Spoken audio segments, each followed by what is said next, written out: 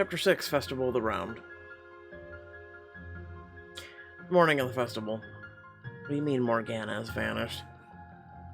I had tasked several guards with watching her chambers, but she must have slipped past them. My sister comes and goes from the court as she pleases, often on a whim. No one truly knows where she goes when she leaves. But it will not happen again. When Morgana next returns to court, I will watch her personally. Then what do we do in the meantime? We were going to question her at the festival. In Morgana's absence, we'll have to focus on questioning Sir Bryn, Lady Bruson's widower. Then I hope he knows more about his wife's motivations. Perhaps he'll have an insight on why Bruson tried to poison Arthur. Even if he knows nothing of the poison, perhaps he can tell us if his wife truly held a grudge against our king. And if she was conspiring with anyone else at court. What do you know about Sir Bryn, Arthur? Bryn is a retired knight. He loves the festival, though originally he wasn't planning to attend this year. He was too ashamed of his late wife's misdeeds, but I wrote to him and insisted that he participate, as a personal favor to me. And so he should be more willing to talk than Morgana. Well, anyone connected to the attempt on your life may be connected to, well, the threat I saw to Camelot's future. You can't quite look either of them in the eye when you say it, and the king and his knight exchange a somber look. Aside from Morgana, Sir Bryn is our best lead. It's a good place to start. Agreed. And you and I still have a festival to host, after all. To that end. He claps his hands, and several servants bustle in, carrying a beautiful, detailed gown. I made this in keeping with the festival's theme. I'd be honored should you wish to wear today. Even Lancelot is dressed up for the occasion, or rather dressed down. Lancelot nods in agreement, and you take in his own garments the first time you've seen him in the modest attire since the day you met. Armor felt quite serious for such a happy occasion, but what will you wear, my lady? Queen of Chivalry. Jesus, look.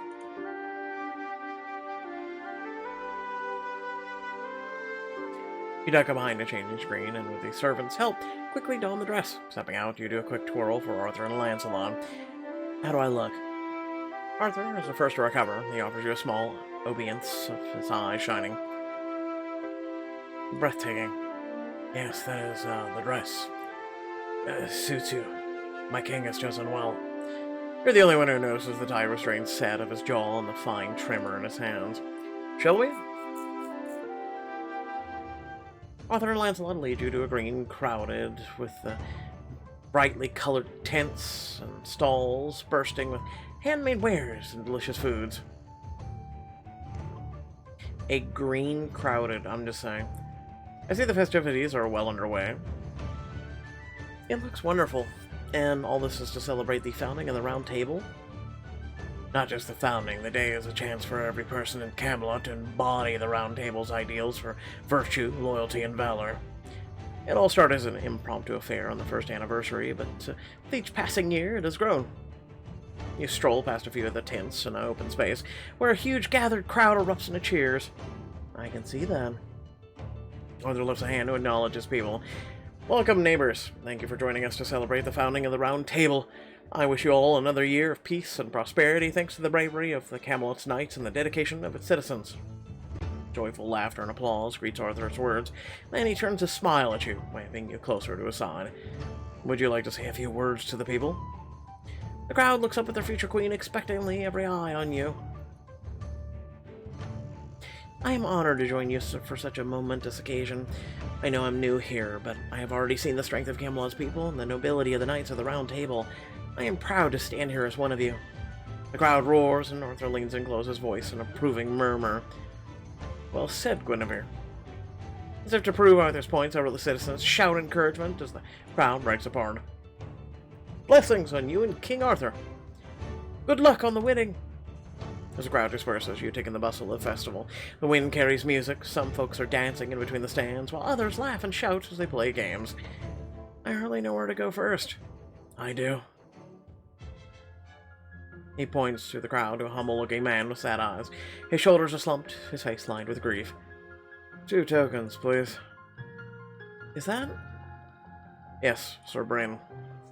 The knight's head turns around at the sound of Arthur's voice, and he bows deeply as the three of you approach. My king, I must beg your pardon again, if you wish me to leave. They should leave, not us. It's their own fault. All right, Olivia, calm down. A young girl with tear tracks down her cheeks, ducks at it from behind Bryn's legs, glaring at you and your companions. Yvain, I'm sorry, my liege, but my daughter is very up. Knights and kings are supposed to protect people, aren't they? Then why didn't you protect my mother? I'm sorry, child. Your mother's death was a complicated matter beyond even our power to stop. Yvain, please, let me speak to these people a moment. He guides the girl towards a nearby bench where she sits in a huff, still glaring daggers at you as Bryn returns. My apologies, I tried to explain the circumstances of her mother's death, but she feels that Camelot and the Round Table should have been able to save her. Indeed, it is hard for anyone to accept that someone they loved may be a traitor. I know it may be difficult, but we need some answers about what your wife attempted. Had you noticed anything unusual about her behavior lately? We had our share of troubles, Your Highness, but I never could have guessed she would attempted to assassinate the king. Gently, Lancelot. It is unfathomable. I will gladly tell you all I can, but Yvain is in such a state I fear to leave her alone for long. I know I am no position to ask anything of my liege, but I was hoping the festival could bring Yvain some comfort, to remind her of the happier times and show her that Camelot is not to blame for her mother's death, and that there is still a place for us here. And allow us to assist you. You spent decades serving Camelot, after all. I would be honored to repay some small part of that service. Perhaps we can show your daughter that she is not alone in this time of grief, no matter what your wife's actions. What would you need to lift your daughter's spirits? I'd hoped to gather certain items that my late wife and I always loved. A cake, a lady's boon, and a wooden sword. So we're going to the grocery store for you, basically. If you'll accept this task in my stead, it would mean a great deal. And after all, and afterwards, we can speak at greater length. So it's a quest. We gladly accept it, if it'll ease your mind. Oh, you have a generous heart, Your Highness. And two loyal compatriots, we will help her complete this task.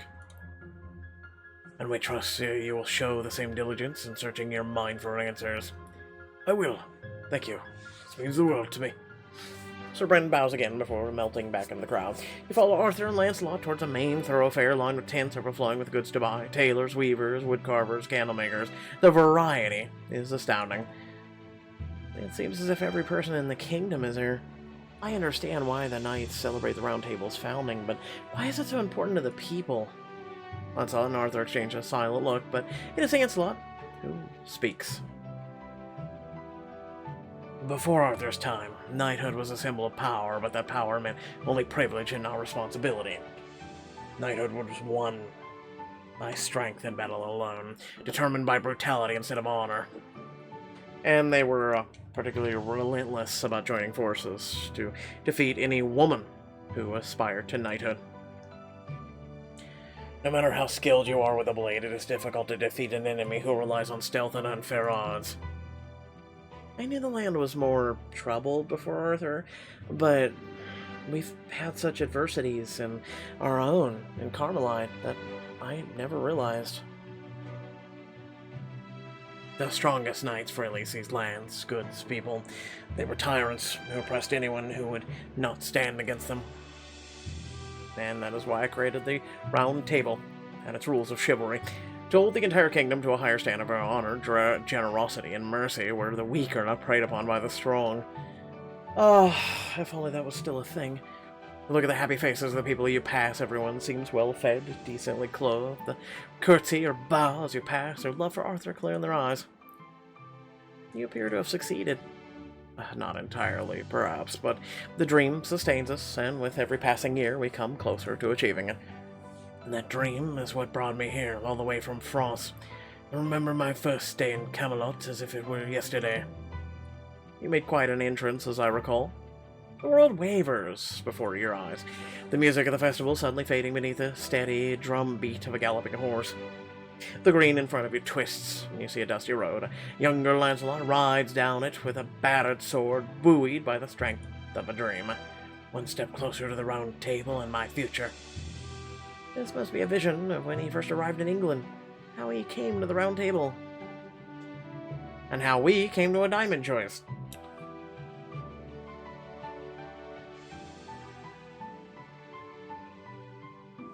You reach out and the world begins to shimmer. The sound of hooves pounding against the road grow until it matches the beat of your heart, and the festival vanishes.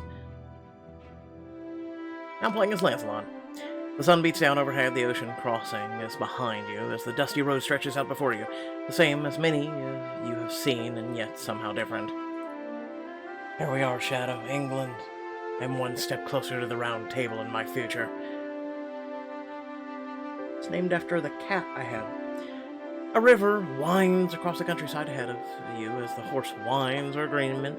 You ride towards it, your thoughts filled with the legends of brave knights and nobility. What do you think? Will Camelot be everything we've heard it to be?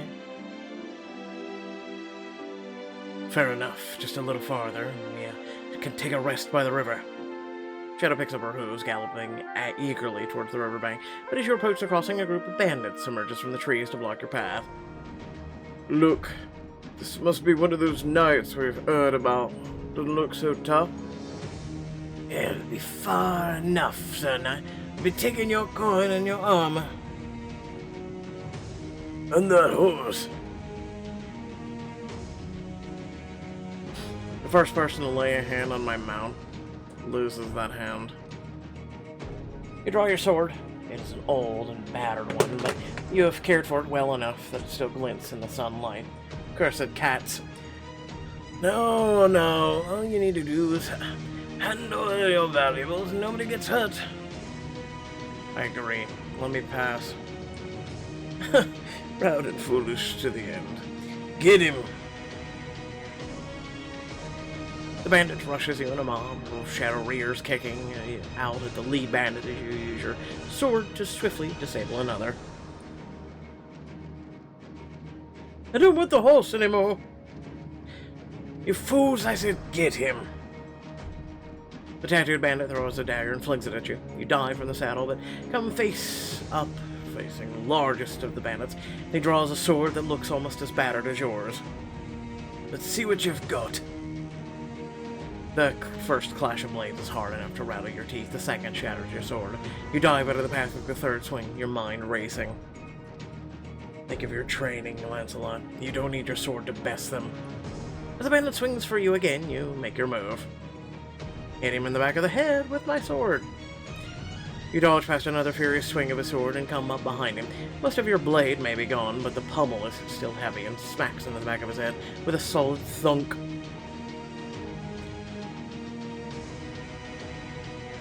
He whirls, but the blow to the head has been enough to unbalance him. You strike out with your hand, aiming for the nerves in his arm, and his fingers spasm open, dropping his sword to the ground. I'll be taking that. Disarming the rest of the bandits takes little time, even with a sword so dull it can barely cut. Yield! I yield, alright. Shadow, you can stop chasing the other one. Please! Good girl. Before long, you have all of them lined up on the riverbank, their weapons stripped away. Are you going to kill us? Not today. I'll offer you a second chance. Go to Camelot, surrender yourself to King Arthur. Tell him Lancelot de Luc sent you. Or else what? Or else I'll let Shadow give you a piece of her mind. Shadow stomps her hose meaningfully, eyeing the bandit she was chasing moments earlier. No, we'll go to Camelot, we swear. They scramble to their feet and disappear into the woods. You shake your head at the sorry excuse for a sword and leave it in the dirt next to what remains of yours. As you lead Shadow towards the bridge, a villager emerges from the woods. I swear to God, he's got a time machine. Thank you, stranger. They have been harassing anyone who meant to cross the river for weeks. No need to worry, friend. These bandits will plague you no longer. A bold man like you riding on the road to Camelot. Are you a knight, then? I am. But you do not have a shield. Every knight of the Round Table has a shield with their emblem on it. As will I, once I've earned it. Impatient to cross the bridge, Shadow stomps her hoof. You pat her neck and urge her forward. You focus on the road ahead, the road to Camelot. Days later, the road carries you through the land surrounding a keep, but something is amiss. People huddle together on the battle-scarred land, homes nearly collapsing. What happened to this place? One woman edges up to you as you pass, her voice a rough whisper. Best ride along, Sir Knight. My lord does not stand for trespassers. What is this lord called who treats his people so poorly? Sir Turquoine, and death awaits anyone who challenges him. My husband tried to protect our son, God rest his soul. Now I've lost them both, and fear for my daughter daily. You need not fear any longer. Swing off your horse and pat Shadow on the neck. Watch over her, my friend. Shadow plants all four hooves in front of the woman, and you grip your belt knife and stride towards the keep, looming over the ruined land. Sir Turquoine, I know you're in there to challenge you for the fate of these people. Come out and face me if you are not a coward. A massive, scowling knight strides out of the keep. You think I would waste my time fighting some nobody? You haven't even got a sword. And it should take very little of your time, should it not? Oh, fine, I should take the time to teach those who would challenge me to a lesson in caution. Turquoine draws his massive sword and strides across the battered landscape. As he closes with you, a crowd swiftly gathers to watch. What do you intend to fight with? Your words? Your pretty smile? So you acknowledge my pretty smile. My belt knife will do. I cannot tell if you're mad or a fool, but I shall put an end to you either way. And with that, he swings his sword at your head. Duck beneath. You duck beneath the blow, taking advantage of Turquoine's larger size and slower movements. When he snarls, you adopt the expression of a disappointed teacher. Clumsy. Try again. How dare you! He swings again and again. You melt out of the way. Barely adequate. Where did you learn the sword? They did you a disservice. Oh, silent, you insolent wretch! Despite his rage, Turquoine staggers back from your blows. You go to disarm, but he dodges and shoves a bystander at you in the path of your slashing blade. Help! Don't worry, good sir. You swiftly step aside, avoiding the poor man Turquoine had pushed in your way, but Turquoine swings his sword at you, at both of you. You shove the bystander out of the way, even knowing it will give him an opening. But sure enough, his sword rakes across your arm. I'll kill you. Turquoine flies at you in a rage with his bloody sword. You dodge a clumsy slash and use your knife to slice a sword hand open. He howls and you finish the disarm, sending his sword flying. No! You trip him to the dust, put your knife to his throat as citizens of the keep watch on in silence. Yield, and I will let you seek King Arthur's mercy. I yield! Then be at peace. People of this keep, you need not fear this ruffian any longer. You turn to pick up his sword. Then when there's a scuffle in the dirt behind you. Sir Knight, look out! You duck just in time to stop Turquoine from wrapping his hands around your throat, but in his desperation he grabs a blade of your sword in his other, clasping yours around the hilt. Just die, you soft-hearted wretch! This is not a request I can oblige. The two of you struggle across the muddy ground, locked together as Turquoine tries to force the blade towards your body, and you try to shift it towards his. Blood trickles from the wound in your arm, the pain making your head spin, but you shove with all of your might, pressing the blade across his throat. He slumps to the ground, and you gaze down at the dead foe with a heavy heart. I'm sorry, but you made your choice. You only have yourself to blame for how this battle ended. You kneel and use your fingers to close the man's eyes, just as relieved cheers break out around you. Bless you, you have saved us! I have done what any knight of honor would do. Your lives are your own. They may be, but the keep needs a strong protector. The family who lived there before Sir Turquoine were all murdered. By the rules of war, you've one only held claim to. The castle should be yours now. You are very kind, but I did not fight him to lay claim to his land solely to stop his cruelty. That is precisely why you should stay and lead us, not to mention the fact that you could use some rest.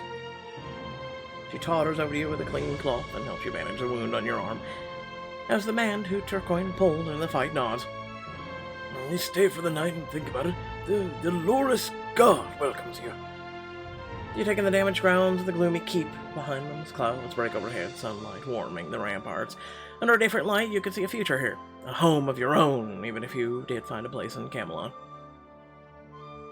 I'll consider it. But whether or not I stay, this estate deserves a happier name. After weeks of righting wrongs and sending criminals to seek the King's mercy, you finally reach Camelot and the legendary Round Table. It is everything I imagine. It is more. Guards and nobles whisper as you approach the table, where King Arthur himself stands waiting. Before you can speak, he greets you with a smile. Sir Lancelot de Luca. All the knights bow to you in unison, including the king. The honor of being addressed by him freezes you in place. Your Majesty, I am honored that you know my name. Your reputation precedes you. For weeks, bandits and vanquished evildoers have arrived at the Round Table, claiming you sent them here to beg for my mercy. I did, Your Majesty. Then I must ask, why? Why travel all this way and put your life at such great risk? I did it for Camelot and all that it represents. It is more than just a realm, it is a dream of a place where the strong do not prey upon the weak. And where do you see yourself within the dream? Here, if you'll have me, where I can serve this noble cause with all the strength of my sword. I've traveled all the way from France, hoping to join your dream of the Round Table. Then we are fortunate indeed. Kneel, Sir Lancelot. Your heart racing, you drop to one knee as King Arthur draws the famous Excalibur. I welcome you gladly to our ranks, no longer Sir Lancelot, but Sir Lancelot of the Round Table. He taps you on each shoulder with the blade, and the gathered knights cheer as you finally rise. He seems like a fierce fighter. I hope to see him spar sometime. Perhaps he can teach your stubborn head a thing or two. While other knights cheer and break into conversations of their own, the king you crossed an ocean to serve smiles at you. I heard you fought in many battles with no weapon of your own. You've clearly found a sword since, but perhaps I can gift you an estate. I may have accidentally found one of those as well. The same place I found the sword, in fact. Well then, in that case, let me bestow upon you a coat of arms, your own sigil. You have the strength and prowess of 3 knights in one body, so perhaps 3 stripes to acknowledge your skill. You honor me, Your Majesty. Just Arthur, Lancelot. My friends call me Arthur. Now playing as Guinevere. The warm laughter of 2 newly found friends echoes in your ears as the vision fades and your chest aches. What could possibly bring these 2 to blows? What could matter so much to them? Neither Arthur nor Lancelot seem to notice your distraction as you turn back to the festival around you. Fresh cakes, baked goods, best in Camelot. At least finding Bran a cake will be easy. You recognize the baker as one of the dancers from the day Lancelot took you to the orchard. He smiles in a mutual recognition and bows as you all approach. Your Majesty, Sir Lancelot, Princess Guinevere, welcome to my shop. We were hoping to purchase one of those delicious-smelling cakes. Give me yours free of charge, my lady, if you pass the test of virtue.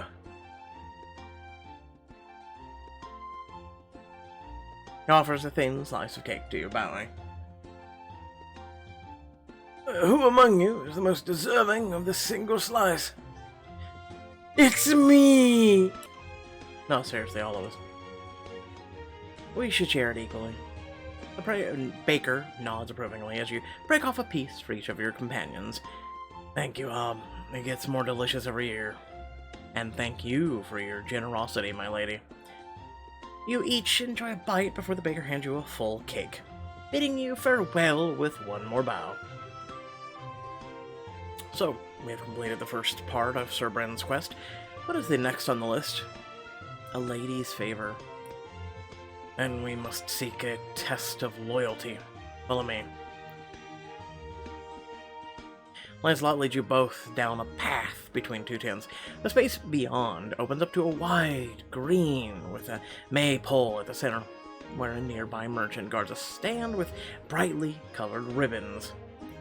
A favor for you, your highness. Any color ribbon you like, and free as well for anyone who dances the maypole. How exactly is this maypole a test of loyalty? It binds the dancers together, much like the bonds we all share. So, whoever you dance with, it must be someone you trust beyond question. The man leans closer and drops his voice to a whisper that only you can hear.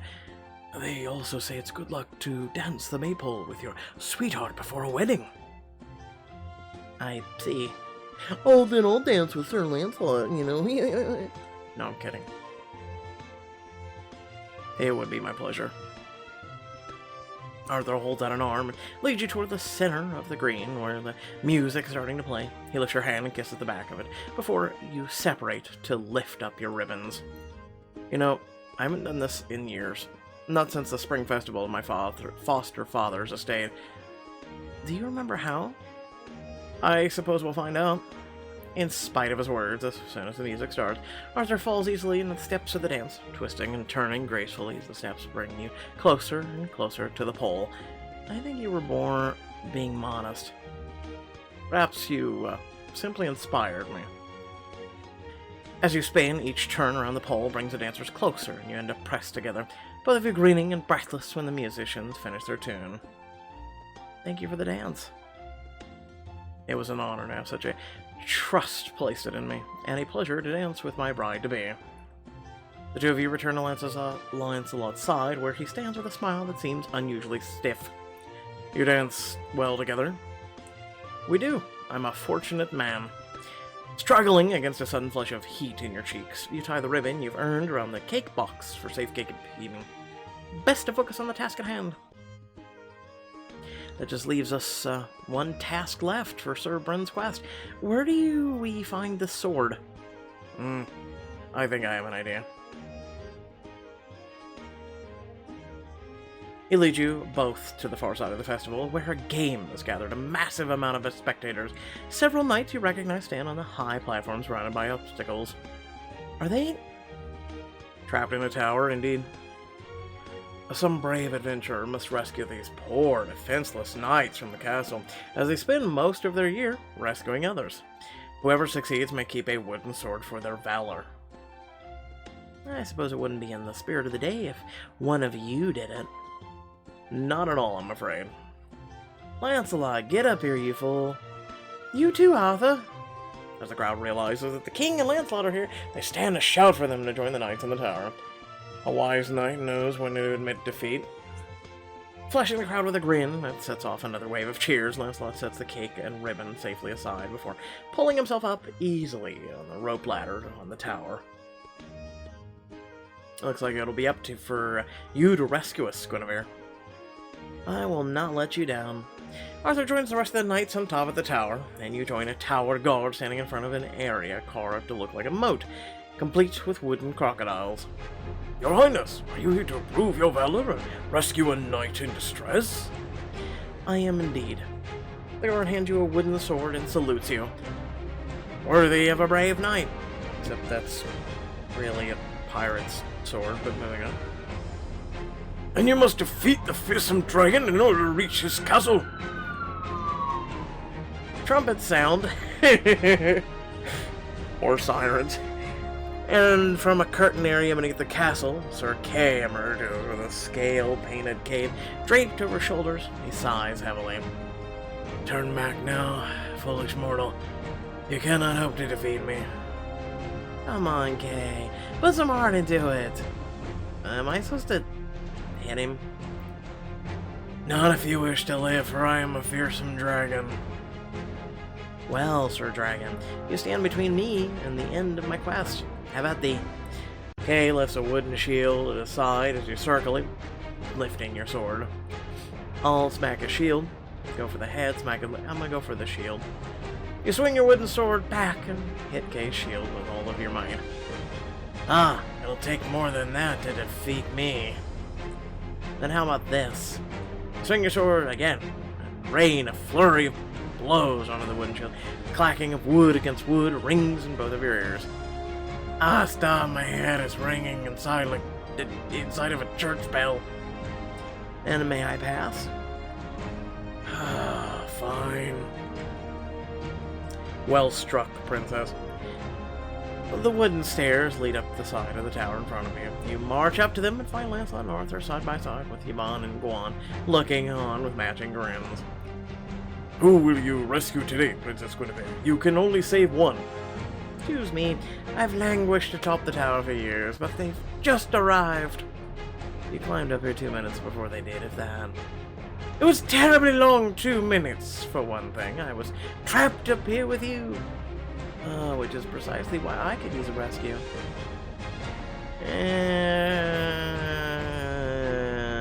You know what? Yeah, I'm saving Gawain.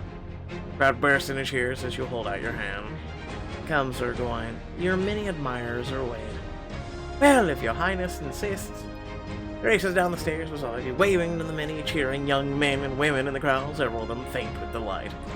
Don't worry, your majesty, and good night. We shall send a rescue party back for all of you. So long as the rescuers don't fade from such close proximity to Sir Gawain. Several more people brave the moat and its dragon, to much laughter as the sun slowly dips towards the horizon. You head back across the festival green with Arthur and Lancelot, wooden sword in hand. How does it feel to have completed your first quest? Yeah, it won't truly feel complete until we find out if Sir Bran has the information we need. I know exactly where he'll be. Sir Arthur leads you into the city, where most of the festival booths are spread out as night falls. You find Sir Bran at the booth with a veil by his side. Ah, Princess Guinevere, Avail, say hello to the kind princess and her companions. Hello again. I've found the items you requested, Sir Bran. For the first time since you've met him, Sir Bran smiles. He carefully takes the items and crouches beside his daughter. I know this festival has been tarred, my dear darling, but Princess Guinevere has brought you some gifts. A lump forms in your throat as a small girl takes the ribbon from the box of trembling hands and smooths it out. A maypole ribbon? It's my favorite color. There's a sword and a festival cake, too, just like we used to have with your mother. I know we both miss her terribly, but the generosity these people have shown us, this is what the round table is truly about. These people do not fail your mother, Avail, and if we let them, they can help us endure without her. The girl is quiet for a long moment, running the maypole ribbon with her through her fingers. Thank you, Princess Guinevere. It's nice that there are people who understand why Father and I are sad. Of course, Avail. I hope these gifts bring you some comfort. Now run along and take a seat at the table. I'll be along after I've spoken with these kind souls. Clutching her new treasures, Avail scampers off to a long wooden table. Sir Bran rubs at his chest as if trying to soothe an ache. Thank you, Your Highness. It's good to see her smile again. I'm glad we could help, Sir Bran. I'll be glad to tell you what I can, but first, is it true that Lady Morgana's vanished? She has left court. We don't know why, or for where. Strange. My wife and I were close to Lady Morgana once. You see, Avail is often ill. We were at our wits' end when Morgana found us the medicine. What kind of medicine? It's extracted from some plant from a forest to the west of here. A small bit of it would fix Seville right up, but she always warned us not to give her too much. A mysterious plant from the western woods that could cause harm. That's exactly what Merlin described. Sir Bryn, did Morgana collect this plant herself? I suppose she may have, but I never asked how she acquired it. All I know is that she brought it to us, and it always helped. That was very kind of her. Not many have such knowledge of herbalism. I didn't know your sister was among them, Arthur. Nor did I. Do you know anything about these, anything else about the plan, or where to find it? Sorry to say I do not. Morgana guarded her secrets closely. Oh no. What about if she wasn't meant to go after Arthur, and merely she had the vial on it for her daughter? We screwed up. And while she was always kind to Vale, she and my wife seemed to have had a falling out a few days before my wife's death. She would not say what happened, but my wife always warned me not to cross Morgana, or to ask too many questions. Grief flashes across his face as Vale calls out from her table. Papa, can I have my cake now? Yes, dear. Is there anything else I can tell you all? No, Sir Brandon. We will find you if we have need of you. Go be with your daughter, and if she falls ill again, come to us. Perhaps Merlin can help. I can fetch her myself if you ever need assistance getting her to the capital. Sir Brandon bows to each of them, and then again to you, even deeper. Thank you both, and thank you for your kindness, Princess Guinevere. The three of you walk through the decorated streets, mulling over what you've just learned. If Lady Bruson and Morgana were at odds before the poisoning attempt, is it because of them, one of them wanted to hurt you, or the other didn't? Or perhaps they fought over another matter entirely. The plant Sir Bryn mentioned, that has to be the key to determine whether Morgana was involved in this plot. I agree. If it can harm as well as cure, it could have been used for more than just Lady Bruson's death. You don't think the vial of poison that Bruson meant for me? Arthur's expression darkens for a moment, then turns thoughtful. Well, I have been meaning to organize a hunt. In the process as honor, the court should be ready to ride first thing in the morning. A hunt? Now, when there is so much at stake? Precisely. In the royal forest to the west where this plant supposedly grows. The nobles will never turn down a chance for a hunt, especially when they have an impending wedding to celebrate. Then, if we can find the plant and compare it to the poison meant for Arthur, that would tell us if Morgana is truly a threat to Camelot. If she could be responsible for the dangers I've seen. Or if it can indicate her innocence. I still hope for her innocence. The real question is,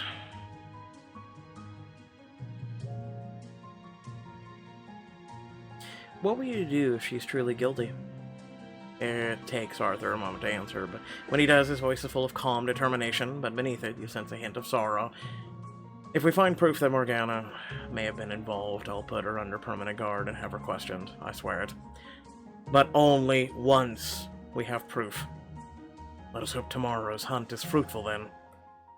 What do we do until then? We enjoy the festival. The streets are still alive with music and activity. Vendors sell mugs of ale, trenchers of hearty stews. There's so much going on that you're hardly sure where to start. Until Lancelot, Arthur, over here. Yvain waves you over to the entrance of a tavern, where she stands with Kay, Gawain, Percival, and Gareth. Come join us. The princess should learn about our finest tradition. Sir Kay, are you smiling? It's the one night of the year he always does. Being a knight of the Round Table means honoring the tenets of chivalry, one of which is honesty. Not just about our legendary adventures, but about our failures and misadventures too. Usually after festivities, we share drinks in a tavern and tell the stories as they truly happen. And noble and the embarrassing, and we have many stories to tell about Lancelot and Arthur. Oh, come me a vein. No respect for the dignity of your king? Your crown won't save you tonight, brother. Tonight you are just Arthur, another knight of the Round Table. What say you all? Care to join us? Let's join them.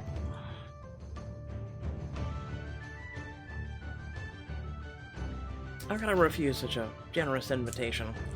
Ah, I knew. I was starting to like her.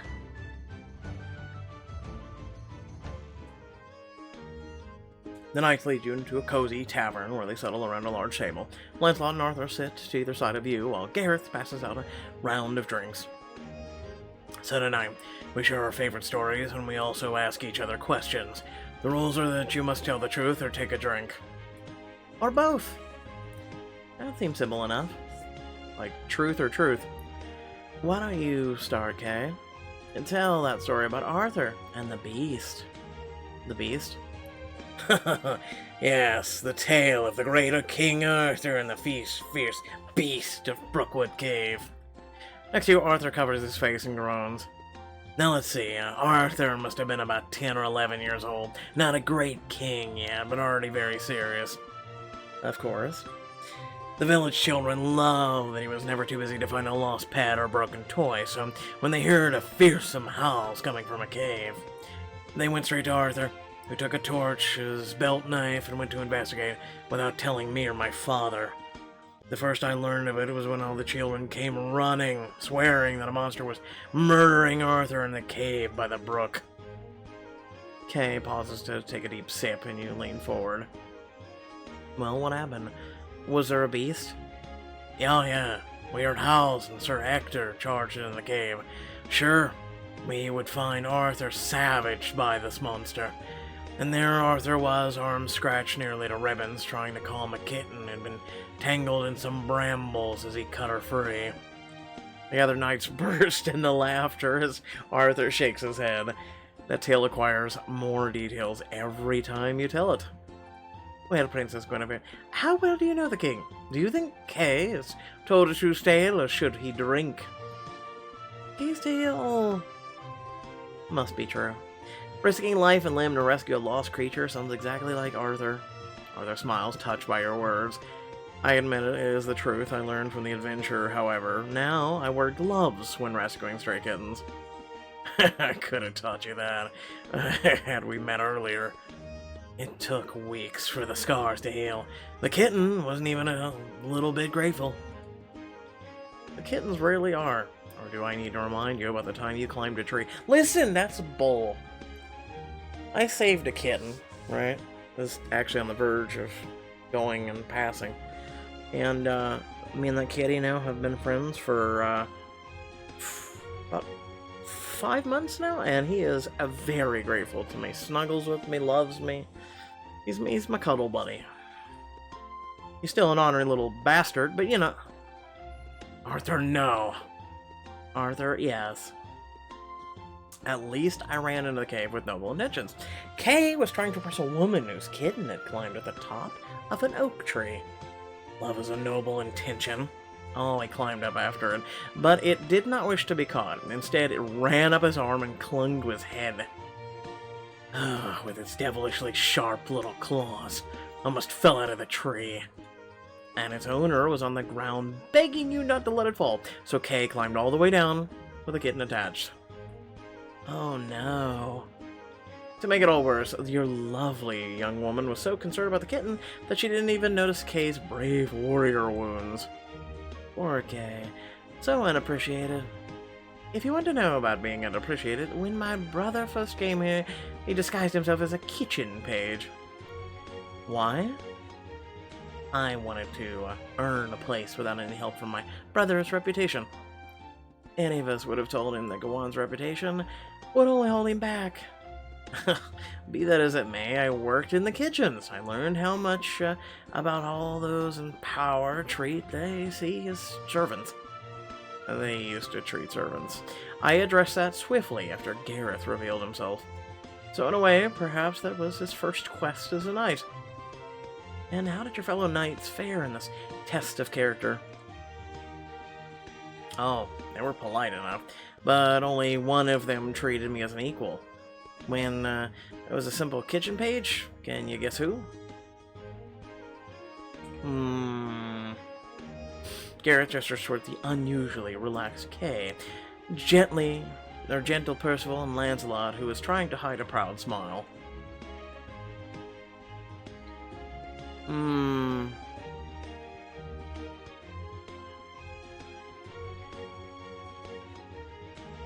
It was probably Lancelot. Lancelot seems to treat everyone well, no matter their status. Every servant, commoner I've met seem to love him. She knows you well. It was Lancelot, as a matter of fact. He treated all the staff as equals. He still does. Lancelot looks suddenly self-conscious and raises his goblet. Let's get back to the kitten stories. Yvonne has a good one. I have the best kitten story, because my kitten was actually a lion. Wait, you meant a lion? As, like, an actual lion? I found her in a faraway keep, the crop serpent of a king or a knight ruling it purchased a lion as a cub to bring to his castle. He kept her on a cruel leash, displayed as proof of his power. After I dispatched of him, I freed the lion, but she followed me on my next quest and aided me in turn, so now she lives here with me. I cannot tell you if you jest or not. Oh, it's true. I have lion fur on half of my boots to prove it. Then I look forward to meeting this noble and loyal lion. Lancelot, your turn. Take pity on the rest of us and share a story about a time you were defeated in battle. Impossible. There are none. See, my young friend, no one could live up to the legend you paint of me. Everyone knows defeat from time to time. My worst defeat actually came at the hands of a shepherdess who thought I had stolen her sheep. She must have been truly fierce. Never underestimate a woman who spends most of her day in the wilderness fighting off angry beasts who would like to devour her livelihood. I thought myself quite the sword expert, but she showed me that an irritated farmer with a staff, a temper, and missing sheep can do it. It must have taken you some time to recover. You could barely sit down for a week with all the bruises. But that was in your youth, Lancelot. Surely no one could defeat you now. Lancelot is the finest knight in all the land. No offense, my king. And yet it is the king who holds Excalibur. I'd wager on my foster brother any day. As they cheerfully bicker, you can't help but remember your vision, both of them bloody from battle, moments from striking the other down. Lancelot looks as uncomfortable as you feel. Enough of this. I would never fight Arthur, so there's no point in arguing about it. Then discussing it is for fun. Come, princess. Help us settle this old debate. Who do you think would win?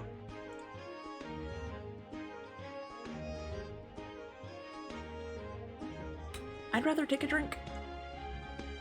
Oh, boo. That's cheating. No, that's exactly how the rules work. Drink, Princess Guinevere. You lift your goblet to your lips, but the sweetness of the wine is bitter on your tongue as Lancelot and Arthur both watch you. It's not a fair question, in any case. As I said, I would never lift my sword against my king. Never. Lancelot and I will never come to blows. The rest of the knights laugh, but Arthur's calm gaze and Lancelot's quiet concern make their words something more. A vow, meant only for you, that they will never stop you, or they will stop your vision. I truly hope we can. Now, go on. Are you gonna drink all night, or are you gonna tell us a story? A new story, perhaps? Do not be too hard on him. I want to hear about the Green Knight. Oh, here we go again. Were you scared when you faced him, Gawain? Truly, I was terrified. I was quite certain that that would be the day my head and body parted ways. But you faced your fate as an honor demanded and came away with a story for the ages. My favorite cousin did give me some good advice to help me along the way. Meaning Arthur or Morgana? Grinning, Gawain shrugs and drinks deeply. The knights laugh again. I have a question for Princess Guinevere, if I may. Of course. You've seen some of Camelot now. How are you feeling about your new life here? You swirl the wine in your cup, weighing the question and all the things that happen in the few short days here. Honestly, it has been a dream come true. Next to you, Arthur suddenly exhales as if he's been holding his breath for your answer. That is truly wonderful to hear. It is only the truth, which makes it all the sweeter. Perhaps once you marry Arthur, you can be my favorite cousin. I would be honored. And poor Morgana will be devastated. The knights laugh and lift their drinks. But Lancelot gazes at you in the wake of Gawain's joke, his expression impossible to read. You look away and sip your wine. I think that ought to be my last drink for the night. And ours too. Thank you for joining us, Princess Guinevere. It was wonderful to spend time with you, Your Highness. And I promise my lion will be very gentle when you meet her. Come now, Knights of the Round Table, let us escort our king and queen, or princess, back to the castle. As you all head into the night air, Lancelot and Arthur end up on the opposite sides of the group, laughing and chatting with their friends. It would be easy to fall in with one of them for a moment alone. You fall in step with Arthur, who looks pleased to see you beside him. I hope you enjoyed the festival. I did. Your people truly love you. Their love I can live without. It is their joy I encourage. If they are happy, I have done my duty. Then I'd say you're doing it very well. He smiles, and even with the rest of the knights not far ahead of you, for a moment it feels as though the two of you are alone. It is also my duty to make you happy, and I promise to apply myself to it with everything I have. You have already done a great deal, and I cannot promise anything. I do not ask you to. Simply know that I am here, and that if I can ever lift your spirits for even a moment, I am at your beck and call. There's such kindness in his words that you can't help smile. But before you can respond, Gawain appears to throw an arm around Arthur's shoulders. Say good night to the princess now. You have knightly business to attend to. And what business is that? The final custom of the evening. We share one drink around the round table, all the knights together. Then I must not keep you. Knights of the Round Table, bow to your future queen. All the knights bow to you in unison, and you curtsy gravely in return. Good night, and thank you all for the stories. Back in your chambers, your thoughts churn with the events of the day, and the answers you've gained, and far more questions than you've gained too. Answers that will only lead to more questions. Is Morgana merely misunderstood her murder? And if she isn't guilty, why did she run? It isn't until you are closing your eyes that an answer comes. A vision seizes you with a violence you've never felt before, plunging you into darkness. As if painted onto the backs of your eyelids, you see an ancient grove. The trees tower above you, vines dripping from the branches. Moonlight spills down in the center of the clearing, where Morgana stands. I did what I had to. When you try to turn and see who she's speaking to, your vision grows hazy. All you can do is see her gaze, grave and unflinching, as she repeats the words. I did what I had to, and I would do it again. Interesting. Without further ado, thanks for watching. Please remember to like and share the video. Make sure to also subscribe, become a part of the community, and that way you also receive notifications, especially if you hit the bell, of when I upload even more content. We have 3,800 plus videos on this channel, a lot of content, but I will say the following. I thank each and every one of you for the support that you continue to provide this channel by watching this content. I especially want to thank those who have really stepped up to the plate lately in terms of what is going on in my personal life. Again, if you didn't know, please consider watching the video that is on your screen in a little square. You can always tap it or click it and go to it. But with that being said, I promise to upload some more content lately, or may I say later. I know right now it's the holidays, right? You know, tomorrow's the big old turkey day, For those of you, the rest of the world that don't celebrate it, it's a day where we all just sit down and have a little meal, spend time with family, friends, or whoever, and I'll end up most likely streaming. So feel free to tune in. We'll be having a little chill stream. Though I am fighting something off and I'm a little under the weather, but what else is new, But besides that, there's tons of video editing and things I gotta get done so I can bring a bunch of content over here to you guys. Just it takes so much effort and everything else it has to get done. But there is quite a bit of content that I would like to share with all of you that we've been covering lately. So if you're, being like, oh, man, I want something to watch on Thanksgiving, don't worry, it's coming to you. But also, you can always head over to that purple thing on the screen. And you'll see all the VODs on there. And there's a lot of things that are on there that are not on YouTube because I do like lengthy streams, like 8+ hour streams. And then I try and cut it down for YouTube. So you guys don't watch the full thing because a lot of you aren't interested in that from what I've seen. So yeah, I try and just give you guys the meat and potatoes here on YouTube, but you can always watch the full things in their entirety over there. So once again, thank you for watching. Love your beautiful faces, and I'll catch y'all later. Peace out.